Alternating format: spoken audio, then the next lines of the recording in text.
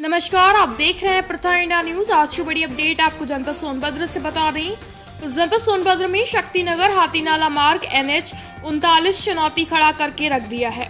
आपको बता दें कि रेणुकूट चौकी क्षेत्र स्थान कृष्णा मंदिर के पास एक तरफ रोड आधा अधूरा निर्माण, दूसरी तरफ जल निगम के पाइप फटने से गड्ढे में तब्दील रहा। बड़ी चुनौती की बात सामने आई है। करीबन 1 वर्ष होने को चला है, लेकिन 300 मीटर केवल मात्र रोड का निर्माण पूरा नहीं हो गया।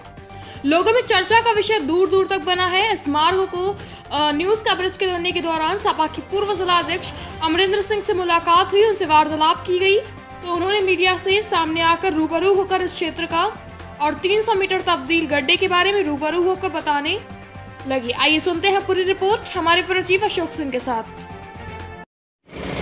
जनपद सोनभद्र के रेणुकूट चौकी क्षेत्र में कृष्णा मंदिर के पास पहुंचा हूं, जिसे वाराणसी टू शक्तिनगर मार्ग NH 39 पर। और मैं आपको ये भी बताना चाहता हूं कि जनपद सोनभद्र की अच्छा नामी होटल पद्मिनी के नाम से जाने जाते हैं। लोग देश विदेश से भी आकर के यहाँ अपना रुकते हैं और अपने कार्य कर वापस चले जाते हैं। तो मैं इसी स्थान पे मैं खड़ा हूँ। आज मैं बताने की कोशिश कर रहा हूँ कि देखिए 300 मीटर रोड मंदिर से लेकर पद्मिनी तक बनने में काफ़ी टाइम लगी हुई है और बार बार ठेकेदार इस पे कार्य कर रहे हैं और कार्य करने के दौरान भी ठेकेदार कुछ काम करते हैं, फिर अपने सामान को इकट्ठा करके वापस ले जाते हैं, जिससे जनमानस को आने जाने में यात्रियों को इतनी संघर्ष करना पड़ रहा है कि मैं अपने कैमरामैन से यह दिखाना चाहूँगा यहाँ का रोड का स्थिति कि देखिए PWD जहाँ पे रोड निर्माण करने का इनकी हमेशा कार्य जोरों पे रहा है, लेकिन मैं आपको ये जल निगम के तहत मैं बताना चाह रहा हूँ कि देखिए यहाँ पे जल निगम के पाइप फट जाने के वजह से कितनी पानी में यह रोड तब्दील देखने को मिल रही है। यात्रियों को परेशानी हो रही है, आने जाने वाले को परेशानी हो रही है। इसके वजह से काफियाँ यहाँ पे जाम की संभावना है और कई घंटा तक जाम लग जाता है, जिससे पुलिस को भी बहुत ही सामना करना पड़ता है इस जाम को लेकर के जिससे एम्बुलेंस फंस जाता है, यात्रियों फंस जाते हैं जिनको वाराणसी जाना रहता है।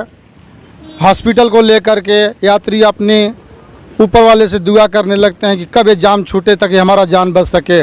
मैं ये देखिए गड्ढे कितने, और यहाँ पे मैं अपने कैमरामैन से भी दिखाना चाहूँगा कि जल निगम की पाइप फटने की वजह से यह रोड कितनी तब्दील है गड्ढे में, जिससे यात्रियों इतनी परेशान हैं कि इसकी जितना भी बताया जाए उतना कम ही है।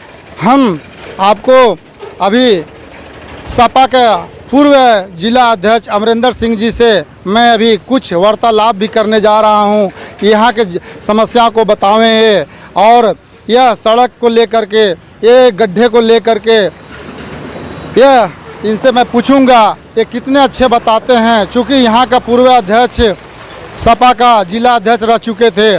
मैं अभी इनसे मैं कुछ वार्तालाप करने जा रहा हूँ। सर ये बताइए कि यह गड्ढा आपके क्षेत्र कृष्णा मंदिर और पद्मिनी के बीच में आए दिन दुर्घटना की माहौल बनी हुई है, आप इस पे क्या कहेंगे? थोड़ी विस्तार से बताइए। और एक कब तक ये रोड बनने की संभावना है, आप लोग की इसमें क्या भूमिका है, बताएं सर।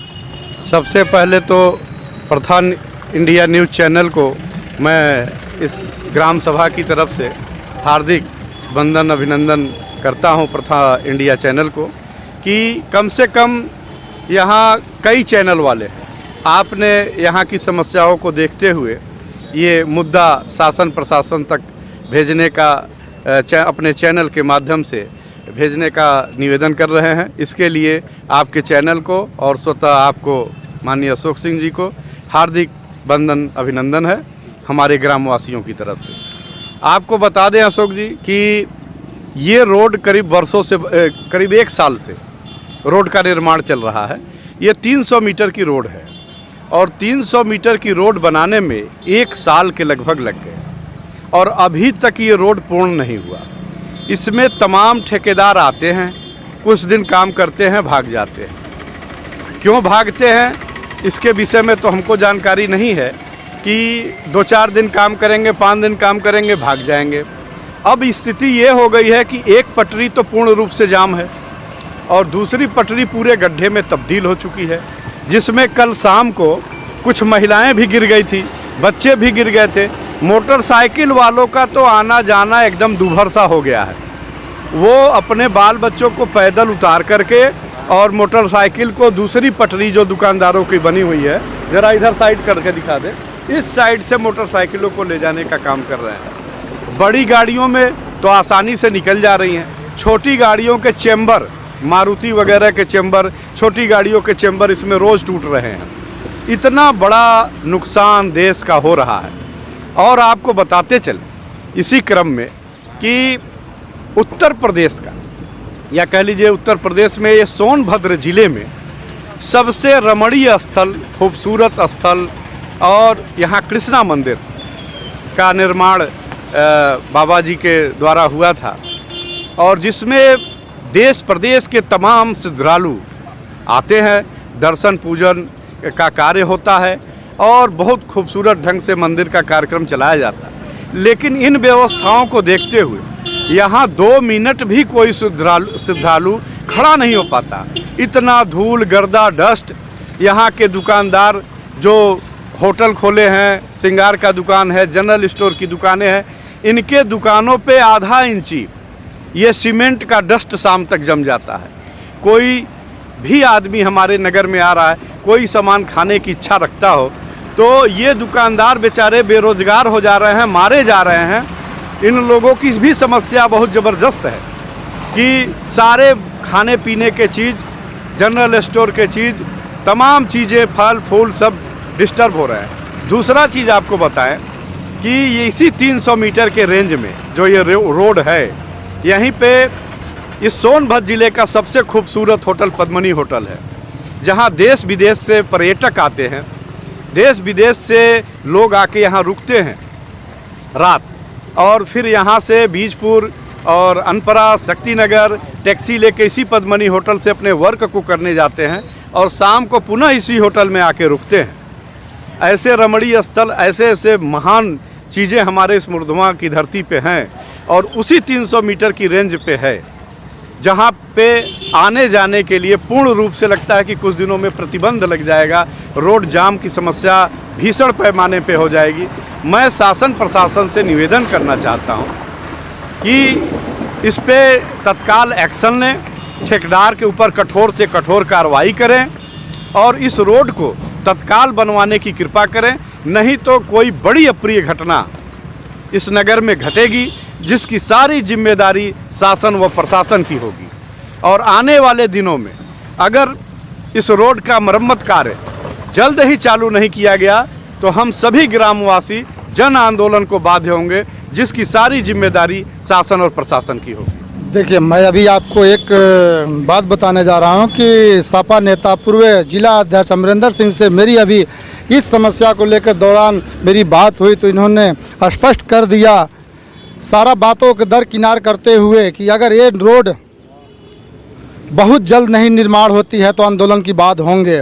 और मैं आपको ये भी बताना चाहता हूं कि यहाँ से ऐसे मार्ग पे हम खड़े हैं जहाँ से एमपी, झारखंड, रीवा को लेकर आए दिन को NCL कोयले के खदान से गाड़ियाँ माल लेकर के आती जाती है, जिससे यहाँ पर कभी भी इतनी भयानक जाम लगती है जो कि यात्रियों फंस करके परेशान हो जाते हैं। और मैं आपको ये भी बताता हूँ कि इस क्षेत्र में कोई ऐसा हॉस्पिटल नहीं है जिससे यहाँ इलाज दूर दूर तक हो सके। यहाँ से लेकर के वाराणसी की ओर जाते हैं और हर एम्बुलेंस फंस जाती है केवल इस रोड की वजह से। मैं आपको ये भी अवगत कराता हूँ, मैं ये भी अवगत कराना चाहता हूँ कि देखिए, यहाँ का जब जाम लग जाता है तो घंटन 2-2 घंटे कम से कम जाम के वजह से लोगों को झेलना पड़ता है। और इसमें काफ़ी प्रशासन को भी,